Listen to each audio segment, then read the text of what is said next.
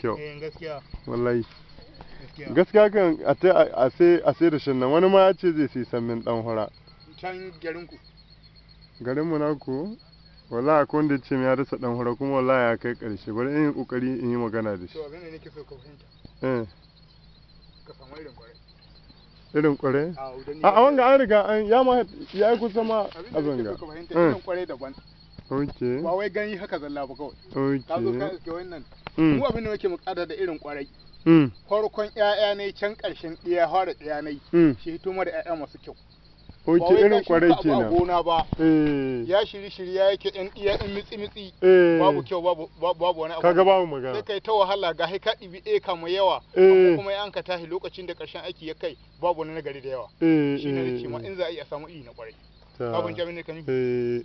To yanzu kai wanda yanzu za a dasa kana gane irin kwarai. Ni kwarai. Shin nawa ma suka sai shi? To ya danganta. Ya danganta ko? Ya danganta. Ka in gani wani na kuwa ce min wallahi in to sai ya bani iri hadda na shampoo wa ya duya wa. Yanzu kaga wannan. Na sannan bakin wa'annan. Abin da ya haka. Dan udu banda na sayan da Ibrahim. Dan udu ba oke. Dan hura wanda ake ma magana. Shine wanga wanda sai gawa ne. Wannan kuma bakin nan. Shi a shampoo. Abin da ya taho nan. Baki abin da yana zuwa. Shampoo na shi kuma wanda ya sayi gawa ne. Oke, shi ma duk gari an ka sai ko dama lokacin na ga sadda. Abin da ya kai wannan. Shi wani na sai da hannuna. Wancan na kanina na. Oke. Wannan kuma na wani mai gida nauni. Wannan wangalan gaba.